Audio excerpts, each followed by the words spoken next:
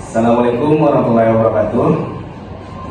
Perkenalkan, nama saya Zaki Rizal dengan NIM 2304253. Saya sebagai moderator dari kelompok 2, dan juga saya akan menggunakan anggota saya. Yang pertama itu ada saya Dita Trigalvianti dengan NIM 2304209 sebagai pemateri 1. Saya Cynthia Bungabelia dengan NIM 2304221 sebagai pemateri kedua. Saya Dea Pratika dengan NIM 2304222 sebagai pemateri 3. Saya Hilda Terangga dengan NIM 2304243 sebagai pemateri 4. Baiklah, di sini kami akan mempresentasikan hasil diskusi kami, yang dimana kami mengangkat judul pemotongan anggaran pendidikan, ancaman layanan pendidikan anak bangsa. Yang pertama, saya sebagai moderator akan membacakan latar belakang dari judul yang kami angkat. Pemangkasan anggaran pendidikan membawa dampak yang mengguncang fondasi sektor pendidikan Indonesia, mulai dari jangka pendek hingga jangka panjang, dan secara terang-terangan mengkhianati janji pembangunan bangsa. Di tahun 2024, pemecatan massal guru honorer sudah memuncak dunia pendidikan, dan dengan pemangkasan yang akan diberlakukan di 2025, seperti nasib 751 guru di Banjarmasin yang gagal seleksi P3K diprediksi semakin terpuruk. Di samping itu, 32 kabupaten yang sudah mengalami kekurangan SMP kini semakin terancam dengan putusnya sekolah, seiring dengan pemotongan anggaran infrastruktur pendidikan sebesar 34,3% yang akan memperlebar kesenjangan akses pendidikan, terutama di daerah-daerah yang paling membutuhkan. Di sisi jangka panjang, pemotongan sebesar 20% anggaran riset di Kemendikbudristek yang mencapai 22,5 triliun yang menghambat laju inovasi yang sangat dibutuhkan untuk menggerakkan sektor teknologi dan kesehatan. Selanjutnya, pemangkasan anggaran pendidikan oleh pemerintah tanpa mempertimbangkan matang dampaknya pada pelayanan publik justru mengancam pencapaian cita Presiden Prabowo Subianto. Sebab pendidikan yang menjadi pilar penting cita nomor 4, yakni penguatan sistem peningkatan kualitas sumber daya manusia yang kini terancam tidak berjalan optimal. Mengukakan di media sosial yang keprihatinan pada dampak pemangkasan anggaran pendidikan yang mengemuka di media sosial yang cukup mencuat ialah dukungan untuk menyelamatkan program Kartu Indonesia Pintar atau KIP Kuliah. Materi selanjutnya akan dibacakan oleh pemateri pertama, yakni Diva. Pada Diva, saya persilakan. Baik, terima kasih kepada moderator. Saya akan melanjutkan materi yang pertama, yaitu tentang kebijakannya. Pemotongan anggaran pendidikan dalam kasus ini didasari oleh kebijakan fiskal pemerintah yang bersifat kontraktif atau pengatas sebagai respon terhadap tekanan anggaran seperti defisit atau pergeseran prioritas pengeluaran. Kebijakan ini bertujuan untuk mengelola pengeluaran negara secara lebih efisien dan mendorong penggunaan dana yang pendidikan yang lebih efektif.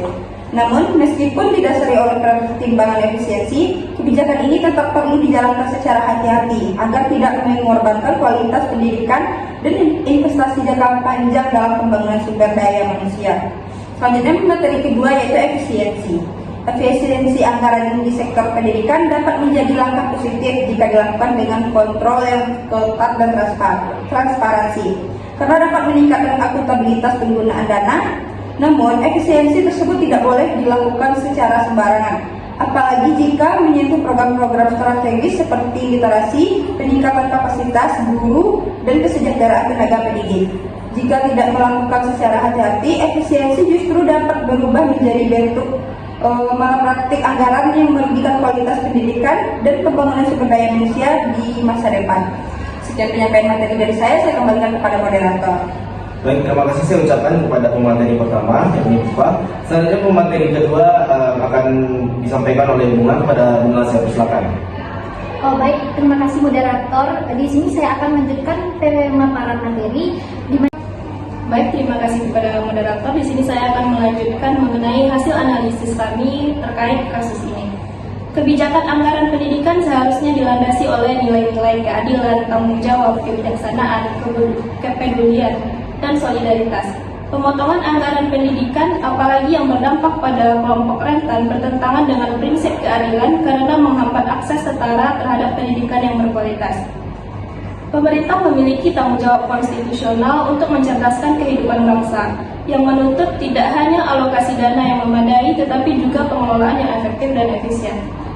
Dalam jangka panjang, pendidikan merupakan investasi strategis yang harus menjadi prioritas utama, bahkan di tengah tantangan ekonomi. Selain itu, anggaran pendidikan harus mencerminkan kepedulian terhadap masa depan generasi muda, serta memperkuat solidaritas nasional dalam menjamin hak pendidikan bagi seluruh anak bangsa.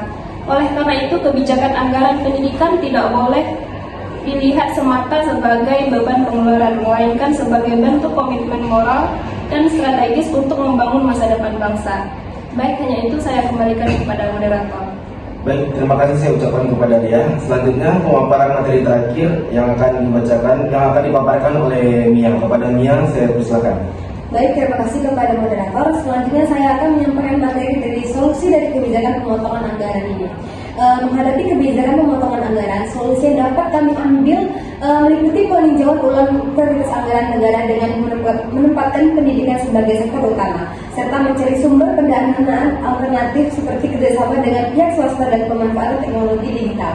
Selain itu, peningkatan efisiensi dan akuntabilitas dalam penggunaan anggaran pendidikan, optimalisasi peran pemerintah daerah, serta melibatkan aktif masyarakat dan organisasi dan pemerintah menjadi langkah penting untuk memastikan keberlanjutan dan kualitas pendidikan nasional tetap terjaga di tengah keterbatasan anggaran. Selanjutnya saya akan membacakan apakah kebijakan yang dihilangkan atau dipertahankan bahkan tetap diteruskan.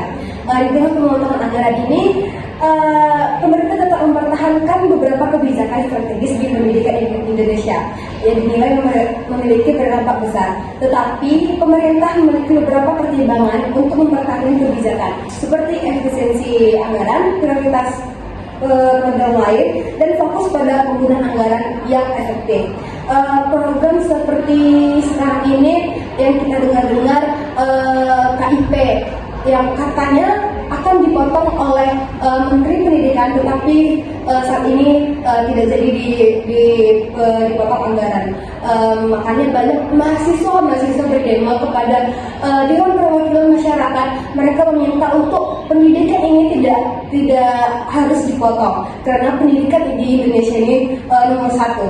Karena seperti yang dijelaskan teman saya tadi, banyak dampaknya terhadap pemotongan anggaran pendidikan ini, seperti honor. Honor sekarang banyak yang tidak digaji oleh pemerintah hanya karena pemotongan anggaran ini. Seperti peningkatan literasi dan kesejahteraan guru tetap dilanjutkan karena dianggap penting untuk menjamin kualitas pendidikan. Maka dari itu Indonesia saat ini sangat gelap.